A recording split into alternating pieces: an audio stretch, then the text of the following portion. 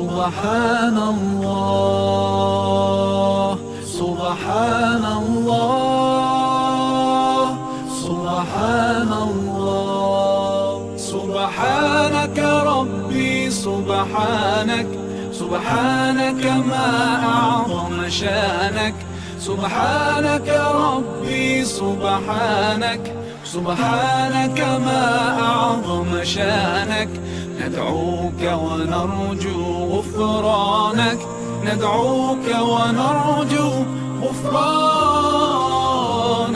ربي.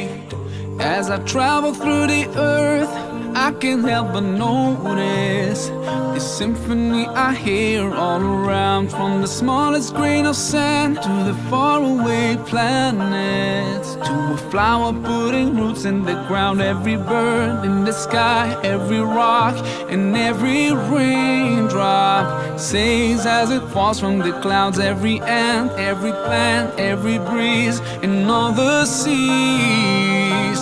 They all sing سبحانك ربي سبحانك سبحانك ما أعظم شانك سبحانك ربي سبحانك سبحانك ما أعظم شانك.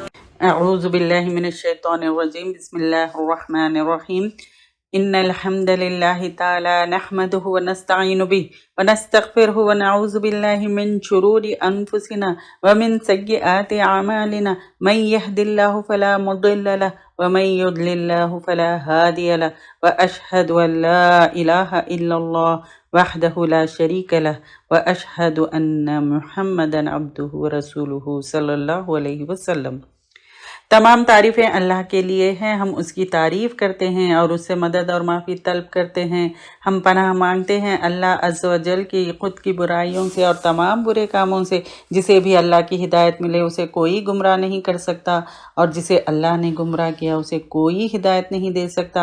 ہم گواہی دیتے ہیں کہ عبادت کا حقدار صرف اللہ ہے اور کوئی اس کا شریک نہیں ہے، اور گواہی دیتے ہیں کہ محمد صلی اللہ علیہ وسلم اللہ تعالیٰ کے بندے اور رسول ہیں، اور اللہ اپنی سلامتی بھیجے اپنے آخری نبی پر اور ان کے اہل و عیال پر اور ان کے صحابہ پر. جو بھی حق میں آپ لوگوں کے سامنے پیش کروں وہ اللہ تعالیٰ کی طرف سے ہے، اور اگر مجھ سے غلطی یا کوتاہی ہو جائے تو میری طرف سے اور شیطان کی طرف سے ہے. رب اشرح لی صدری ویسر لی امری واحلل عقدۃ من لسانی یفقہوا قولی. السلام علیکم ورحمۃ اللہ. سب سے پہلے ہم لفظی ترجمہ لیں گے، پھر اس کے بعد با محاورہ ترجمہ بھی لیں گے. آیت نمبر 1 to 20 تک اب ہم لیں گے. اس کے بعد پھر نیکسٹ اس میں 21 سے پھر 40 تک، اس طرح سے ہم لیں گے. چلیے شروع کرتے ہیں. بسم اللہ الرحمن الرحیم. عما یتساءلون، کس چیز کے بارے میں وہ ایک دوسرے سے سوال کرتے ہیں. عن النبع العظیم، بڑی قبر کے بارے میں. الذی ہم فیہ مختلفون، وہ اس میں اختلاف کر رہے ہیں. کلا سیعلمون، ان قریب وہ جان لیں گے. ہرگز نہیں، ان قریب وہ جان لیں گے. ثم کلا سیعلمون، پھر ہرگز نہیں، ان قریب وہ جان لیں گے. الم نجعل الارض مہادا، کیا نہیں ہم نے بنایا زمین کو فرش. اوتادا، اور پہاڑوں کو میخیں. خلقناکم ازواجا، اور پیدا کیا ہم نے تم کو جوڑوں کی شکل میں. وجعلنا نومکم سباتا، اور بنایا ہم نے تمہاری نیند کو آرام کا ذریعہ. وجعلنا اللیل لباسا، اور بنایا ہم نے رات کو لباس. وجعلنا النہار معاشا، اور بنایا ہم نے دن کو کام کا وقت. وبنینا فوقکم سبعا شدادا، اور بنائے ہم نے تمہارے اوپر 7 مضبوط آسمان. وجعلنا سراجا وہاجا، اور بنائے ہم نے سورج روشن ہونے والا. وَأَنزَلْنَا مِنَ الْمُعْصِرَاتِ مَاءً ثَجَّاجًا، اور نازل کیا ہم نے بادلوں سے پانی باکثرت.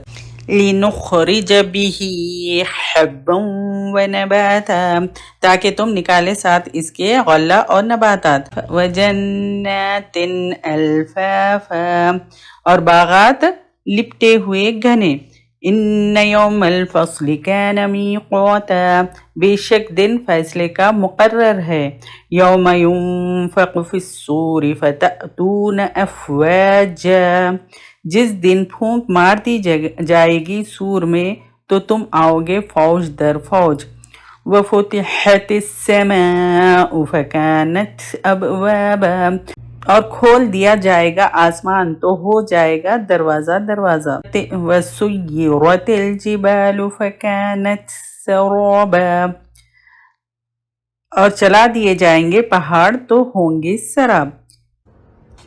اب با محاورہ ترجمہ لیں گے۔ وہ باہم کس چیز کے بارے میں سوال کرتے ہیں؟ اس عظیم قبر کے بارے میں جس میں وہ اختلاف کرتے ہیں۔ ہرگز نہیں، جلد ہی وہ جان لیں گے، پھر ہرگز نہیں، جلد ہی وہ جان لیں گے۔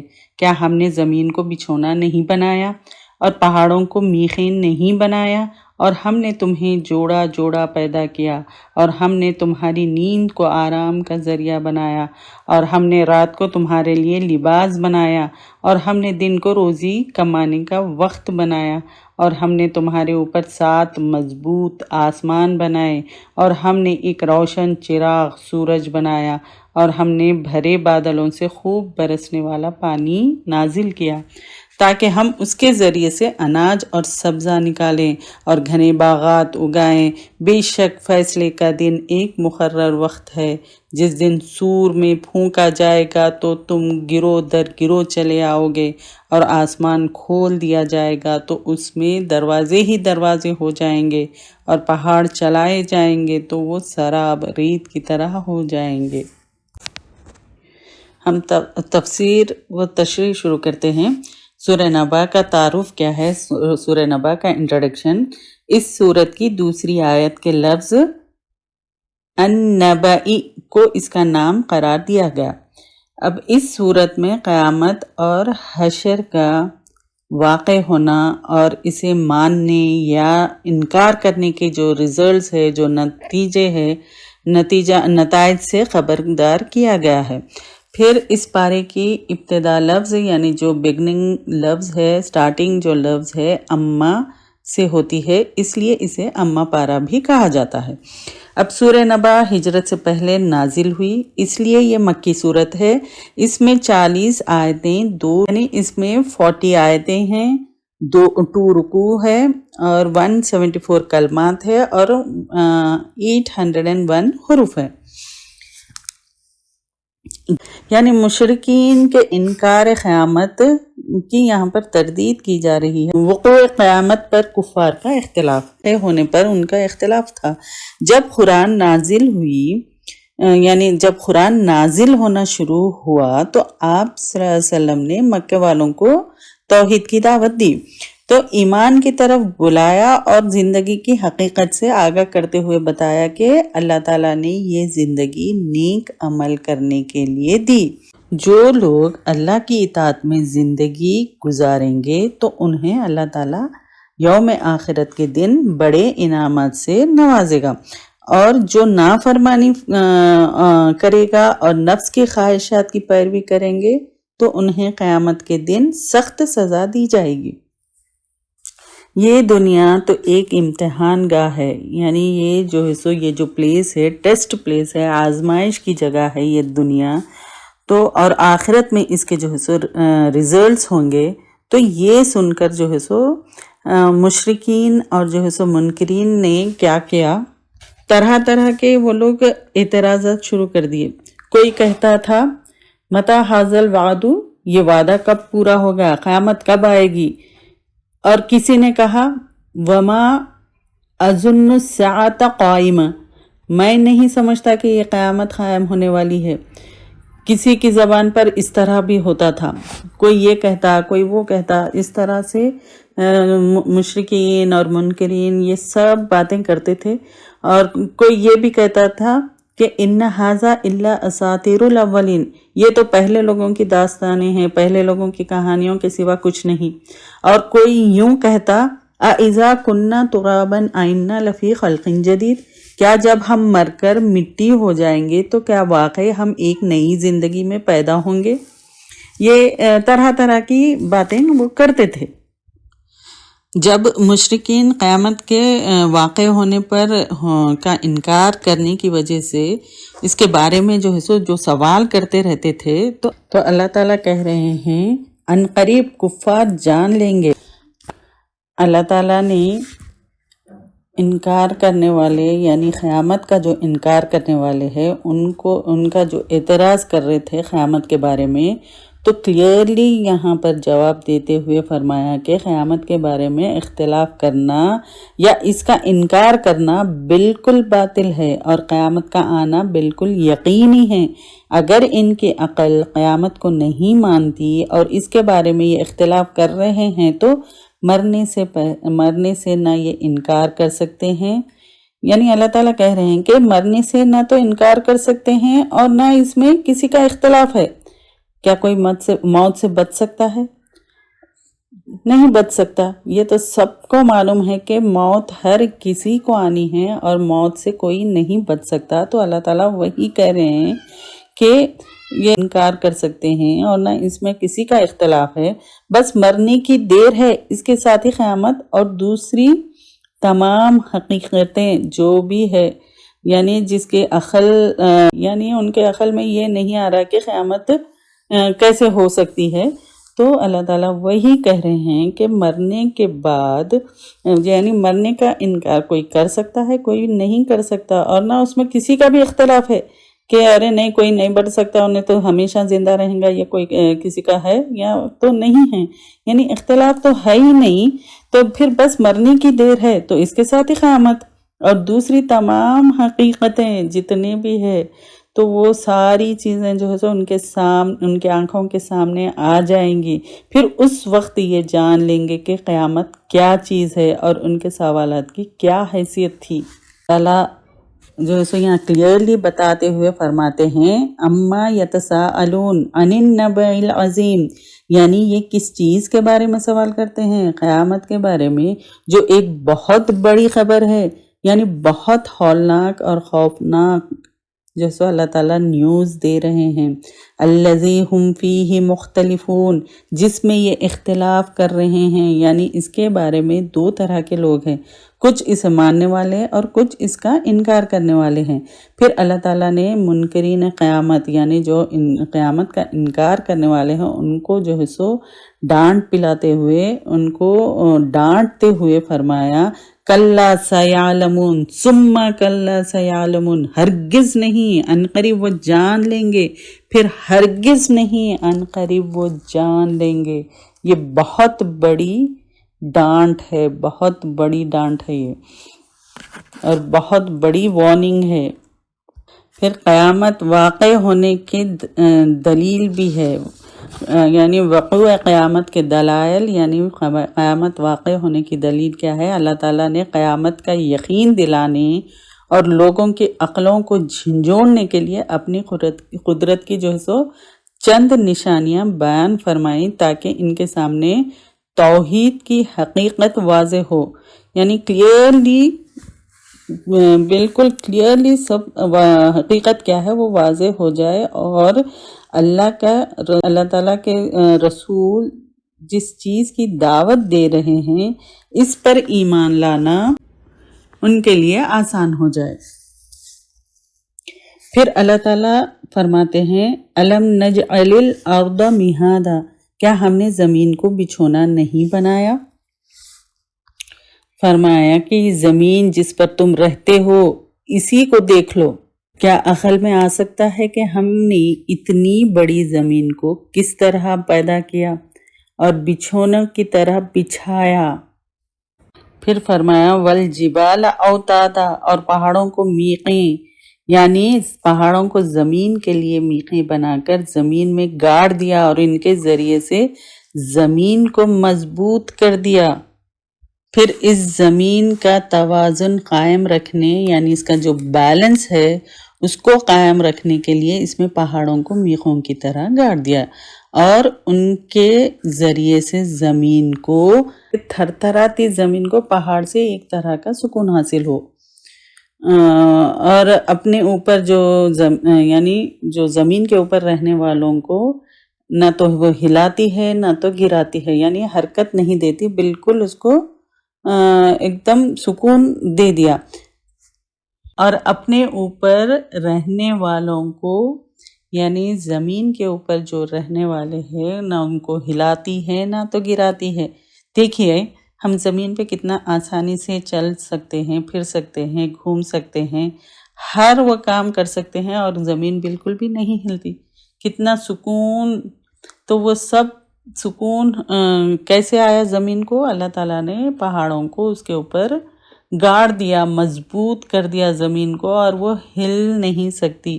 تو یہ ساری چیزیں جو ہے سو اللہ تعالیٰ نے ہمارے لیے کیا۔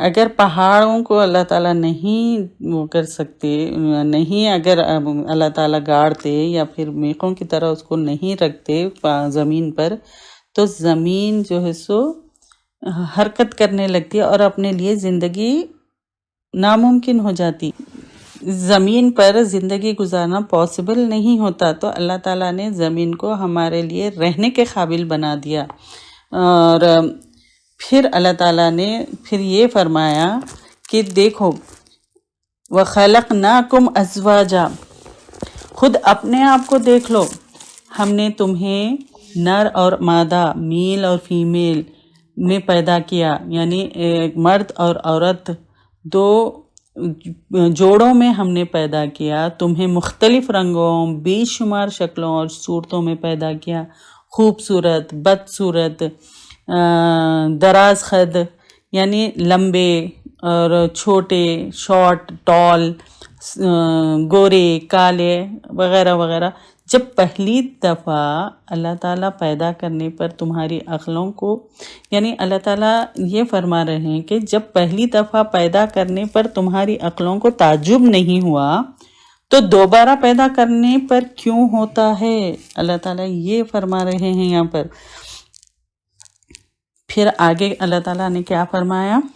وَجَعَلْنَا نَوْمَكُمْ سُبَاتًا، اور ہم نے تمہاری نیند کو آرام کا سبب بنایا، یعنی نیند سے تمہاری حرکت کو روک دیا تاکہ دن میں کام کے لیے جو دوڑ دھوپ کرنے اور کثرت سے چلنے پھرنے کی وجہ سے لاحق ہونے والی تھکاوٹ کو دور کر راحت حاصل ہو جائے، یعنی ریسٹ ملے، تاکہ تم کو ریسٹ ملے، اس لیے اللہ تعالیٰ نے نیند کو بنایا۔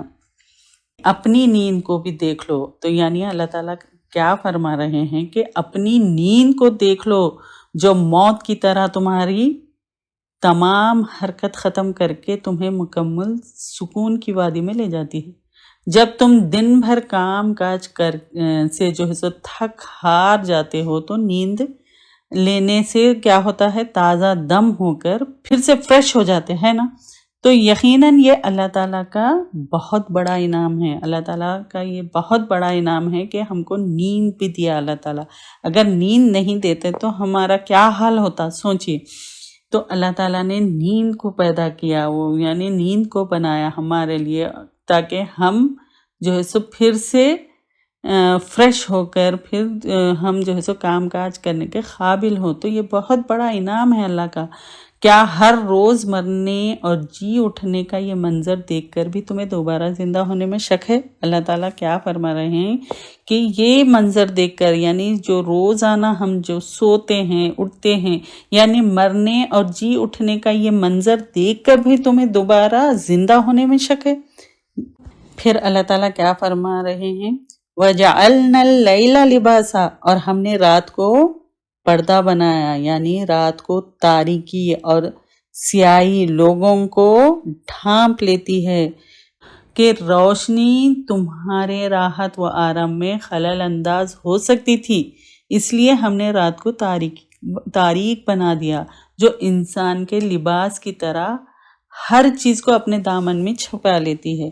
اب دیکھیں انسان جب لباس پہنتا ہے تو سب چھپ جاتا ہے، تو اسی طرح اللہ تعالیٰ نے دن کو چھپانے کے لیے، یعنی اس لیے یہ لفظ لباس کا استعمال ہوا کہ وہ جو روشنی ہے اس کو چھپا دیتی ہے تاکہ وہ اندھیرا ہو، اندھیرے میں ہم سکون کی نیند سو سکیں، کیونکہ ہمارے ڈسٹرب ہوتا اگر پورا اجالے میں آپ بالکل سورج کی روشنی میں باہر اگر بیٹھ کر آپ سو سکتے ہیں، نہیں سو سکتے، بنایا اللہ تعالیٰ، یعنی پھر دیکھو کہ روشنی تمہارے راحت و آرام میں خلل انداز ہو سکتی تھی، اس پردہ ہٹا دے تو آپ کی نیند کھل جاتی ہے نا۔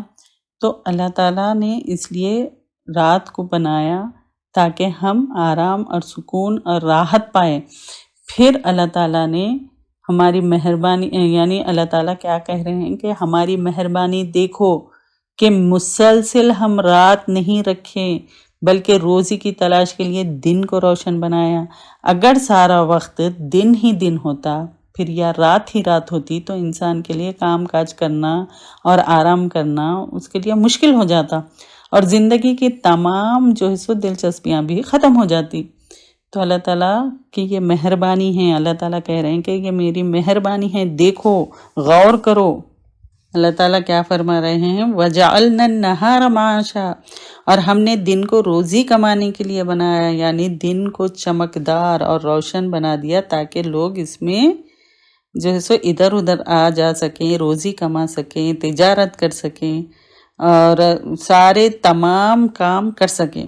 اسی لیے اللہ تعالیٰ نے بیان پھر کیا فرمایا؟ وَبَنَيْنَا فَوْقَكُمْ سَبْعًا شِدَادًا۔ اب اللہ تعالیٰ پھر کیا فرما رہے ہیں؟ اللہ تعالیٰ نے زمین کو نشانیوں کے بعد، یعنی اللہ تعالیٰ نے زمین کی نشانیوں کے بعد آسمان کی نشانیوں کی طرف توجہ دلاتے ہوئے فرمایا اب ذرا اوپر دیکھو، ہم نے تمہارے اوپر 7 مضبوط آسمان بنائے جس میں آج تک اس قدر، یعنی اتنا لمبا عرصہ گزرنے کے باوجود کوئی اس میں شگاف نہیں ہے اور نہ گرتے ہیں اور نہ وہاں کسی شیطان کا دخل ہے۔ دیکھیں اتنے لمبا عرصہ گزر گیا آسمان بن کے، کیا اس میں کوئی ہول ہے یا کوئی شگاف ہے؟ نہیں ہے، اور نہ اس میں سے کوئی چیز گرتی ہے اور نہ کسی شیطان وہاں پر، کوئی شیطان وہاں جا بھی نہیں سکتا۔ پھر دیکھو اللہ تعالیٰ کیا فرما رہے ہیں، پھر دیکھو وَجَعَلْنَا سِرَاجًا وَهَّاجًا، اور ہم نے ایک روشن چراغ سورج بنایا، یعنی یہ آفتاب جو ساری دنیا پر چمک رہا ہے، تمام جو ہے سو اہل زمین کے لیے کرن کرن اجالا کر رہا ہے، پوری زمین پہ جو ہے سو اجالا کرتا ہے۔ دیکھیں ہر کہیں ایسا ہے کہ سورج نہیں پہنچتا، ہر جگہ سورج پہنچتا ہے، صرف وقت کا فرق ہے، ٹائم ڈفرینس ہے، لیکن پورے جگہ زمین کے پوری جگہ جو ہے سو سورج پہنچتا ہے۔ تو اللہ تعالیٰ کیا کہہ رہے ہیں؟ دیکھو ہم نے سورج کو چمکتا چراغ بنایا اور تمام جہاں کو روشن اور ہر چیز کو منور کر دیتا ہے۔ وہ دہکتا ہوا ایسا چراغ ہے کہ زمین سے تقریباً 9 کروڑ 30 لاکھ میل دور ہونے کے باوجود اسے جو ہے سو تھوڑی دیر بھی دیکھنا ممکن نہیں، یعنی اتنی دور سے سورج کا جو ڈسٹینس ہے تقریباً 9 کروڑ 30 لاکھ میل دور ہونے کے باوجود ہم اس کو تھوڑی دیر تک بھی ایک ساتھ دیکھ نہیں سکتے، اتنا روشن ہے وہ۔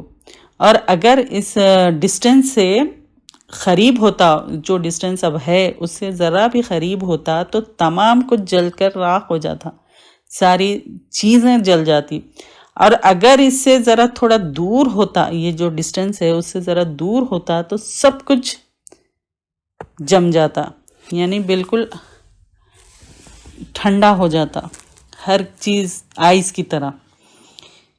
تو یہ اللہ تعالیٰ یہاں پر یہ ساری نشانیاں بتا رہے ہیں، دیکھو۔ پھر اللہ تعالیٰ فرما رہے ہیں وَأَنزَلْنَا مِنَ الْمُعْصِرَاتِ مَاءً ثَجَّاجًا، اور ہم نے بھرے بادلوں سے موسلا دھار مینا برسایا۔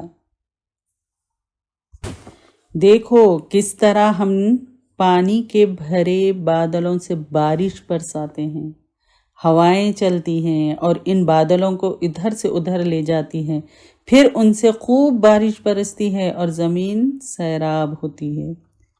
پھر ہم اس پاک صاف بابرکت اور نفع بخش پانی سے کیا کیے لِنُخْرِجَ بِهِ حَبًّا وَنَبَاتًا وَجَنَّاتٍ أَلْفَافًا، تاکہ ہم اس کے ذریعے سے اناج اور سبزہ نکالیں اور گھنے باغات اگائیں، تاکہ ہم اس کثیر پاکیزہ نفع بخش اور بابرکت پانی سے اناج پیدا کریں، جیسے انسانوں اور حیوانوں کے لیے ذخیرہ کر لیا جاتا ہے، اور سبزیاں جنہیں تازہ حالت ہی میں کھایا جاتا ہے، اور باغات جس میں مختلف قسم کے جو ہے سو مختلف رنگوں کے مختلف یعنی الگ الگ قسم کے الگ الگ رنگ کے الگ الگ ٹیسٹ کے اور الگ الگ خوشبوؤں کے پھل ہوتے ہیں، چاہے وہ باغات ایک ہی زمین میں ہوں یا پھر الگ الگ۔ تو اللہ تعالیٰ کیا فرما رہے ہیں، صاف بابرکت اور نفع بخش پانی سے اناج اور دانے پیدا کرتے ہیں، اور جو انسان اور حیوان سب کھاتے ہیں۔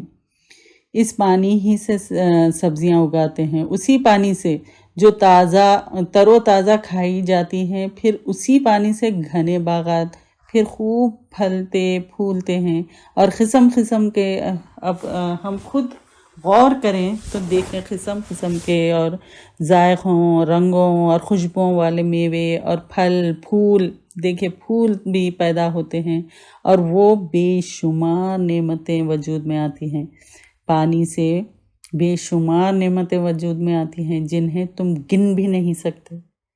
ہم گن سکتے؟ اللہ کی اتنی نعمتیں ہیں ہم گن ہی نہیں سکتے، صرف غور کریں تو بے شمار ہے، بے شمار اتنی نعمتیں ہیں کہ ہم اس کو گن بھی نہیں سکتے، اور جن کے بغیر ہم چند گھنٹے بھی زندہ نہیں رہ سکتے۔ تو اللہ تعالیٰ وہی فرما رہے ہیں کہ جن کے بغیر تم چند گھنٹے بھی زندہ نہیں رہ سکتے، تو ذرا سوچو تو صحیح کہ اتنے بڑے بڑے کام کرنے والے کے لیے تمہیں دوبارہ زندہ کرنا کیا مشکل ہے۔ اللہ تعالیٰ یہی فرما رہے ہیں کہ تمہیں دوبارہ زندہ کرنا کیا مشکل ہے۔ پھر آگے کے آیتوں میں یہ ہے کہ فیصلے کا دن مقرر ہے۔ تو یوم الفصل اس کی تفسیر ہے، فصل یعنی قیامت کے دن کے بارے میں فرما رہے ہیں کہ اس کا وقت مقرر اور آنے والا ہے، اس میں جو ہے سو اللہ تعالیٰ کبھی بھی اس میں کوئی کمی ہو سکتی ہے، یعنی وہ فکسڈ ٹائم ہے، صرف وہ اللہ تعالیٰ کو پتہ ہے کب آنے والا ہے، کیا ہے، سوائے اللہ کے کوئی نہیں جان سکتا کہ قیامت کب آنے والی ہے۔ اگر دنیا کی پیدائش سے لے کر اس کے ختم ہونے تک اس میں جو نیکی یا برائی کی گئی ہے، اس کی جزا و سزا کسی وقت بھی نہ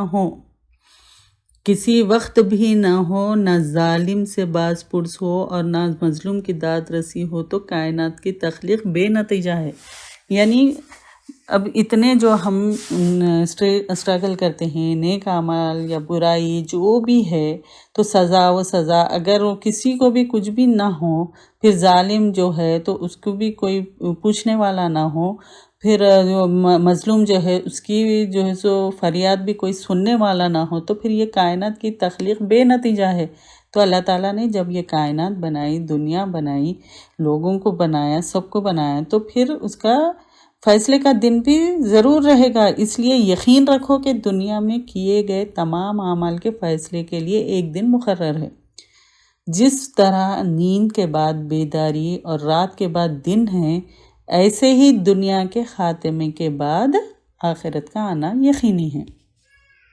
اب یہ آگے کی آیتوں میں کیا ہے، سور کا پھونکا جانا، یعنی سور پھونکا جائے گا، یوم ینفخ فی الصور فتأتون افواجا، قیامت کے دن سور میں پھونک مار دی جائے گی، قیامت کے دن سور میں پھونک مار دی جائے گی، جس سے پیدا ہونے والی ہولناک آواز سے انسان خبروں سے اٹھ کھڑے ہوں گے اور فوج در فوج میدان حشر کی طرف چلے آئیں گے۔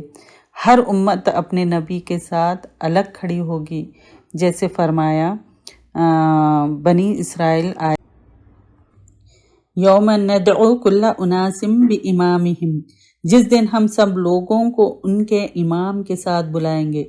نبی اکرم صلی اللہ علیہ وسلم نے فرمایا اللہ تعالیٰ آسمان سے پانی نازل فرمائے گا، جس سے تمام انسان جو ہے سو کھیتی کی طرح اگ آئیں گے۔ انسان کے جسم کی ہر چیز بوسیدہ ہو جاتی ہے سوائے ریڑھ کی ہڈی کے، ٹیل بون کے۔ اسی سے قیامت کے دن تمام جو ہے سو انسان دوبارہ اٹھ کھڑے ہوں گے۔ پھر روز قیامت آسمان اور پہاڑوں کی حالت، وَفُتِحَتِ السَّمَاءُ فَكَانَتْ أَبْوَابًا، اور آسمان کھولا جائے گا تو اس میں دروازے ہی دروازے ہو جائیں گے، یعنی فرشتوں کے نازل ہونے کے لیے راستے بن جائیں گے۔ وَسُيِّرَتِ الْجِبَالُ فَكَانَتْ سَرَابًا، اور پہاڑ چلائے جائیں گے تو وہ سراب ریت بن جائیں گے، یعنی دیکھنے والا یہ خیال کرے گا کہ یہ کوئی چیز ہے، حالانکہ یہ کوئی چیز نہیں ہوں گے، اور پھر اس کے بعد بالکل ختم ہو جائیں گے اور ان کا نام و نشان بھی نظر نہ آئے گا۔ یہ قیامت کے دن آسمان اللہ تعالیٰ کے حکم سے پھٹ جائے گا اور اس میں فرشتوں کے اترنے کے راستے اور دروازے بن جائیں گے، جس سے وہ زمین پر اتر آئیں گے۔ اسی طرح پہاڑ سراب یعنی ریت بن جائیں گے، جو دور سے پانی کی طرح نظر آتی ہے، مگر حقیقت میں ایسا کچھ بھی نہیں ہوتا۔ اس کے بعد بالکل ہی ختم ہو جائیں گے اور ان کا نشان تک باقی نہیں رہے گا۔ یعنی ان آیتوں میں کیا حکمت تھی اور کیا تقاضے ہے، دیکھیے، جب رسول اللہ صلی اللہ علیہ وسلم کو نبوت سے نوازا گیا اور آپ نے توحید، قیامت وغیرہ کا بیان فرمایا، پھر قرآن مجید کی تلاوت فرمائی، تو کفار اور مشرکین نے اس بارے میں جو ہے سو اختلاف کرتے ہوئے ایک دوسرے سے سوال پوچھنا شروع کر دیا۔ اب یہ قیامت واقع ممکن ہے کیا؟ یہ قرآن واقع اللہ کی طرف سے نازل کردہ ہے جیسا کہ محمد صلی اللہ علیہ وسلم کہتے ہیں؟ یہ ایسے سوالات وہ کفار اور مشرکین کرنے لگے۔ پھر جب اللہ تعالیٰ نے یعنی اللہ تعالیٰ کی ایسی قدرت ہے کہ اتنی بڑی کائنات کو بنایا اور سجایا ہے اور انسانوں کو اشرف و اعلیٰ بنایا، تو ضروری ہے کہ وہ اسے آخرت میں اچھے عمل پر جزا اور برے عمل پر سزا دے۔ یعنی اللہ تعالیٰ جب اتنی بڑی کائنات بنایا تو پھر انسان کو جو ہے سو یعنی پھر ضروری ہو جاتا کہ اس کو آخرت میں اچھے اعمال کا اس کا بدلہ دے، پھر برے عمل کی اس کو سزا دے۔ تو اللہ تعالیٰ نے انسان کو ایک مقرر وقت تک اس دنیا میں زندگی گزارنے کی مہلت عطا فرمائی، جو موت آنے پر ختم ہو جاتی ہے۔ پھر اسی طرح ایک دن ایسا آئے گا کہ اس دنیا کی یہ مہلت ختم ہو جائے گی اور اللہ تعالیٰ کے حکم سے کائنات کا سارا نظام درہم برہم ہو جائے گا۔ اس دن کا نام کیا ہے؟ قیامت ہے۔ اس کے بعد اللہ تعالیٰ پھر سب کو زندہ کرے گا، پھر سب اللہ تعالیٰ کے سامنے حساب کتاب کے لیے حاضر ہوں گے۔ اس کا نام حشر ہے۔ تو اس وقت ہر شخص کو اس کے اعمال کا بدلہ ملے گا، یعنی جو بھی وہ کمائی کرے گا اس کا صلہ ملے گا، یعنی اس کو بدلہ ملے گا۔ پھر دنیا میں جس نے اللہ کے حکموں کے مطابق زندگی گزاری ہوگی وہ جنت میں ہمیشہ راحت پائے گا، اور جس نے نفسانی خواہشات کی پیروی کی ہوگی وہ جہنم کے عذاب میں مبتلا ہوگا۔ تو اب یہ اتنی بڑی کائنات ہے جو ہماری نگاہ اس کو دیکھ بھی نہیں سکتی، نگاہ سے بھی آگے ہے، اتنا پھیلا ہوا آسمان، اور اس پر آفتاب و مہتاب یعنی چاند، سورج اور ان گنت ستارے۔ اسی طرح یہ دور دور تک پھیلی ہوئی زمین ہے، دور دور تک پھیلی ہوئی آسمان ہے اور زمین، اور اس پر بلند و بالا پہاڑ یعنی اونچے اونچے پہاڑ ہے، سب اللہ تعالیٰ کے حکم سے، یعنی سب اللہ کے حکم سے ٹوٹ پھوٹ جائیں گے. یہ سب جو کچھ بھی ہے، جتنے بھی یہ سیارے ستارے جو بھی ہے، وہ سب ٹوٹ پھوٹ جائیں گے اور ان کی کچھ بھی حیثیت نہیں رہے گی. اللہ تعالیٰ محفوظ رکھے ہم کو، قیامت کے ہر عذاب سے بچا لے. قرآن کریم انسان کو وارن کرتا ہے کہ وہ قیامت کے دن سے پہلے اپنا محاسبہ کرے اور اپنے آپ کو اعمال حسنہ سے سجا لے، یعنی اچھے اعمال سے اپنے آپ کو آراستہ کر لے، سجا لے، سنوار لے. موت ایک اٹل حقیقت ہے، موت ایک اٹل حقیقت ہے جس کا انکار ناممکن ہے، یعنی امپاسبل ہے یہ انکار کرنا. آج تک موت کا علاج کرنے کے لیے، موت کی دوائی بنانے کے لیے، یعنی اس کی تلاش کرنے میں انسان کی ہر کوشش ناکام رہی. یعنی موت کو ٹالنے کے لیے کوئی بھی دوائی کا تلاش کرنے میں انسان کی ہر کوشش ناکام ہے. جو کوشش بھی کر رہا ہے کہ موت کو ٹال دے یا موت نہ آئے ویسی کوئی دوا بنا لے، تو انسان کی یہ کوشش ناکام رہی ہے، رہے گی، کیونکہ موت ایک اٹل حقیقت ہے، اس کا انکار ناممکن ہے. سبحانک اللہم و بحمدک نشہد ان لا الہ الا انت نستغفرک و نتوب الیک. اللهم اهدنا فيمن هديت وعافنا فيمن عافيت وتولنا فيمن توليت وبارك لنا فيما أعطيت وقنا شر ما قضيت إنك تقضي ولا يقضى عليك إنه لا يذل من واليت ولا يعز من عاديت تباركت ربنا وتعاليت